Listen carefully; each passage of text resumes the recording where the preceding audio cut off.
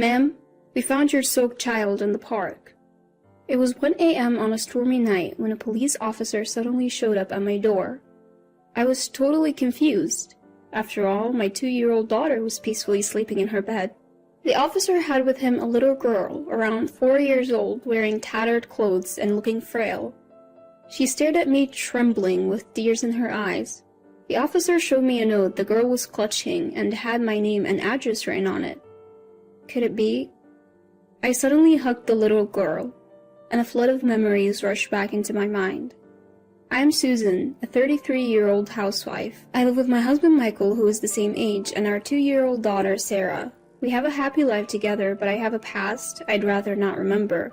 It was 5 years ago. I got married for the first time when I was 28. My husband was Joseph, my boss at the company where I worked. Joseph was a generous mentor, and I admired his confidence and his ability to put people at ease. When he asked me out, I dated him for about 6 months and happily accepted his marriage proposal. My family also seemed to have a good impression of him.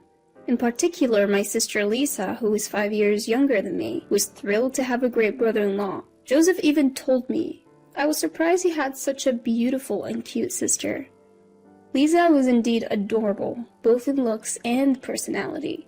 When we were little, she would always follow me around saying, "Susan, I love you."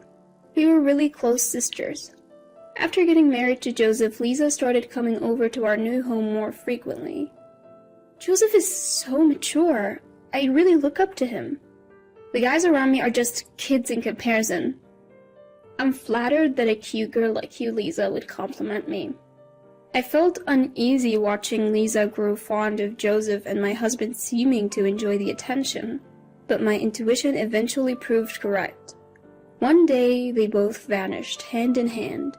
They left behind a note saying, "Susan, I'm sorry," along with filled-out divorce papers.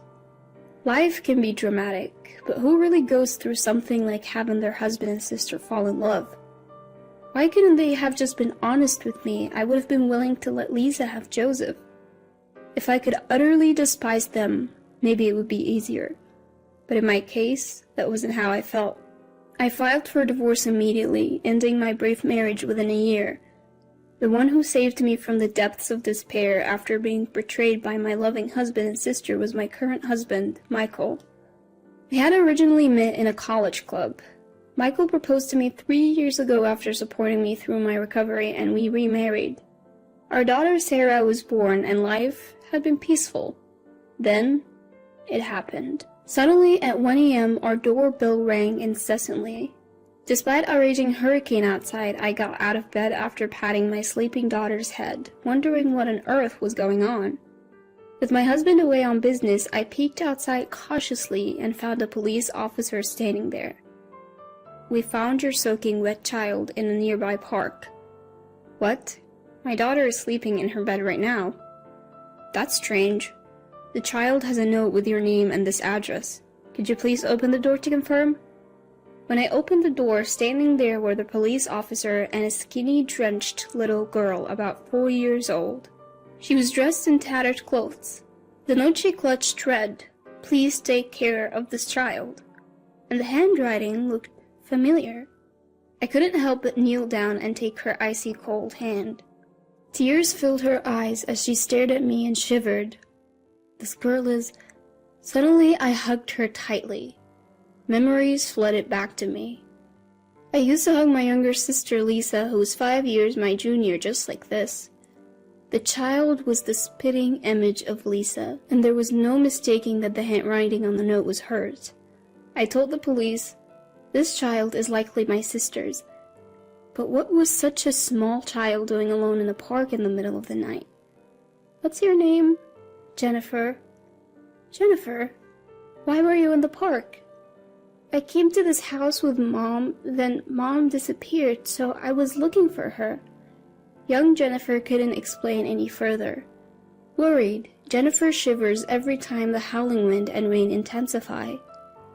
I softly assure her, "She's soaked. If I don't get her into a warm bath and change her clothes, she'll catch a cold." I had some larger clothes a friend had given me, which their kids had outgrown. I got those ready for her. While I'm helping Jennifer out of her clothes in the bathroom, I let out an involuntary gasp.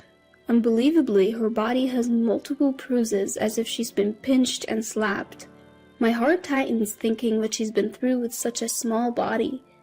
To top it off, she's wearing a handmade charm hanging from her chest over her undershirt. Curious as I am about it, I put it aside for now and get her into the bath. After the bath, when I comb her hair and dress her in clean clothes, Jennifer looks remarkably refreshed and adorable. She's thin, but she strongly resembles my sister Lisa when she was young. I'm convinced Jennifer is Lisa's daughter. I took her into bed, wrap her in a blanket, and hug her. "Rest easy. Good night," I say. She murmurs, "So warm," and, reassured, falls deeply asleep. The next morning, while Jennifer and Sarah are still sleeping, my mobile phone rings. An unknown number. Cautiously, I answer. No one speaks, but I can hear faint breathing. "Lisa, is that you?" "No, it's me, Joseph. Long time. Glad your number hasn't changed, Susan." "It's my ex-husband, Joseph. What do you want now?" "Strange question, but are you taking care of a girl?" I hesitate, but feign ignorance, recalling last night. "What are you talking about?" "How's Lisa?" Joseph avoids answering and hangs up, saying, "Never mind then." In truth, after Jennifer had gone to sleep, I'd opened the charm and found a letter inside. It read, "Susan, I'm sorry, I know I can't ask for favors now, but please take care of my daughter, Jennifer." Additionally, the letter had shocking revelations that left me trembling with anger. It also provided the location of the bar where my sister works, so I decided to go meet her. I'll leave Sarah and Jennifer with my mom at our family home. Seeing Jennifer, my mom softly holds her and says, "She looks just like Lisa," tears filling her eyes. A week ago, Lisa suddenly called. She said she wanted to apologize in person and asked for your address. So that's how she found me. I had my reservations, but she seemed desperate and kept insisting, so I reluctantly agreed. "I'm sorry." "You did nothing wrong, Mom. Thanks to you, I might be able to help Lisa." "What?" "I'm entrusting these kids to you for that reason." So I left my family home and headed to the bar where Lisa works. It was only a 30-minute taxi ride away. Why didn't she ask for help sooner if she lived so close? I guess Lisa felt she couldn't rely on me no matter how tough things got. The bar was in a quiet corner of the entertainment district. Inside, it was dimly lit and smelled of alcohol and cigarettes. When I asked someone who looked like the owner about Lisa, he called for her right away. Stumbling from the back of the bar, Lisa appeared. The once plump and pretty Lisa I remember was gone. She looked skinny, worn out, and had a sickly complexion. I was lost for words. Lisa, who was still in her 20s, looked like a worn-out woman in her 40s or 50s. "Is that you, Lisa?" "Yeah, Susan, I'm sorry." After she finished saying this, Lisa stumbled and collapsed into my arms. That's when the owner coldly said, "She's not feeling well and can't work. Take her home." Seeing his attitude, I could easily imagine the harsh treatment Lisa had been getting here. I immediately took Lisa to the nearest hospital. The doctor diagnosed her with a severe illness, saying she came too late and doesn't have much time left. Lisa was immediately admitted. Overwhelmed by the news, I returned home and told my mom, who broke down crying. I, too, couldn't hold back my tears anymore. "I'll take care of Jennifer, Mom. Let's support Lisa together." "Yes, I'll do everything I can." Having made this promise with Mom, I took Jennifer and Sarah home. My husband Michael, who returned from a business trip that night, was shocked to see one more child in the house. When I discussed Jennifer with him, he said, "Let's pray for Lisa's recovery. In the meantime, Jennifer can stay with us." The next day, when we took Jennifer to visit her mom in the hospital, she ran up to Lisa crying. "Mom, I've missed you." "Jennifer, I'm sorry. Are you okay?" "Yeah, I'm fine. Aunt Susan is really nice." Tears in her eyes, Lisa lovingly stroked Jennifer's hair. My sister thanked me and gave me something to help protect Jennifer. From then on, Jennifer stayed with us and we occasionally took her to see Lisa in the hospital. After about 10 days, Jennifer, who had been so frail, started to look healthier and even smiled a bit. She grew fond of Sarah, almost as if they had been sisters forever. Just when I was happily watching the two of them play, I got a call from my mom back home. "Joseph just showed up at the house," she said.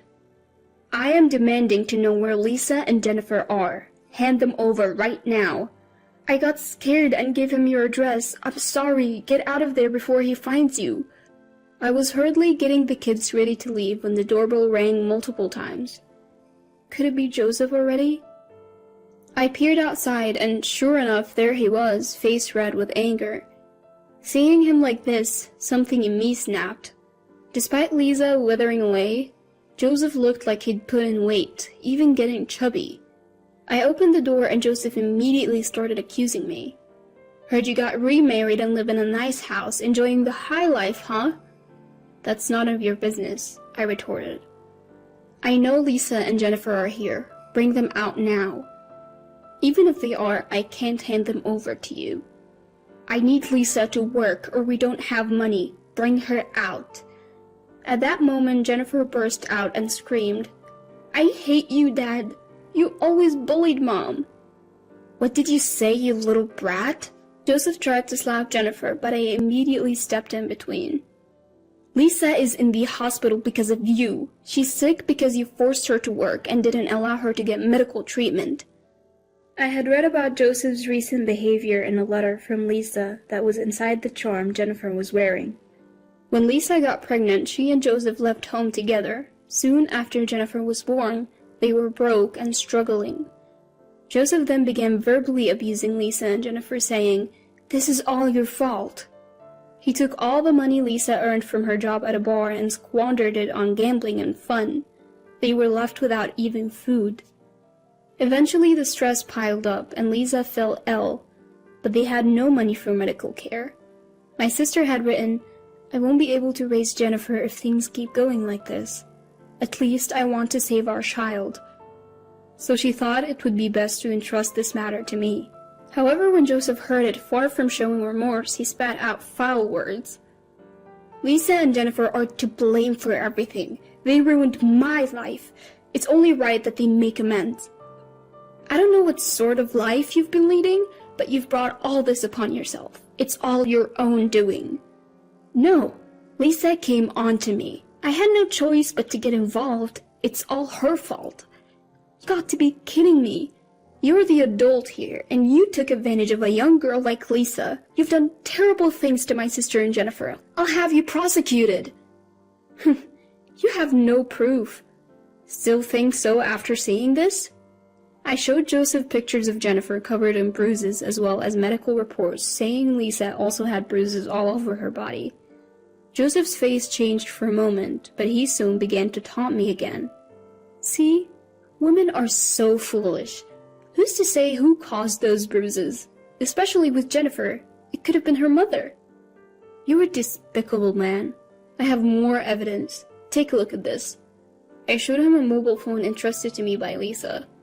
The phone contained audio clips of Joseph spewing abuse and committing acts of violence, providing ample evidence. Suddenly, Joseph lunged at me, trying to snatch the phone away. "Stop it! What are you doing?" At that moment, Michael and the police arrived, raising their voices and pulling Joseph's grabbing hand away from me. Actually, right after receiving a call from my mother, I had contacted my husband and the police. "Joseph, what you've done to my sister and Jennifer is unforgivable. I'll be handing all the evidence over to the police. You better reflect on your actions."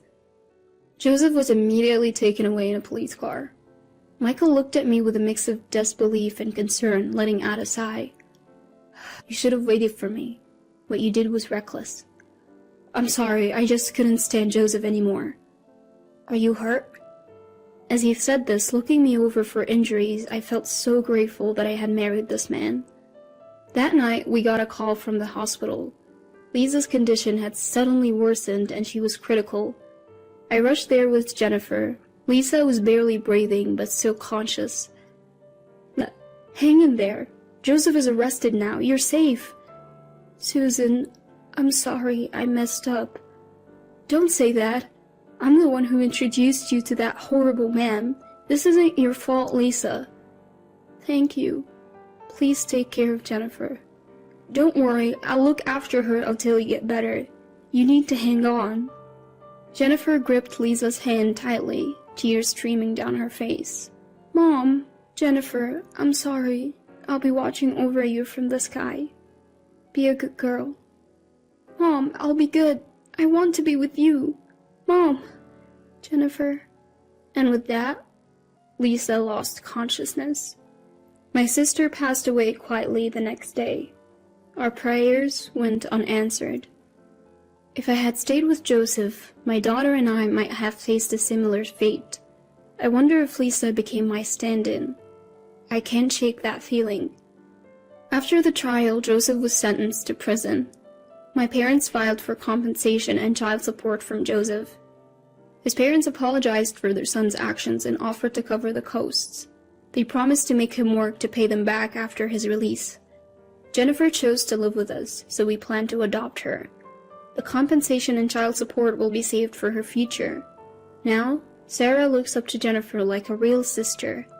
Seeing them together reminds me of my own sister and me when we were young. I'm committed to supporting both of them as they grow up.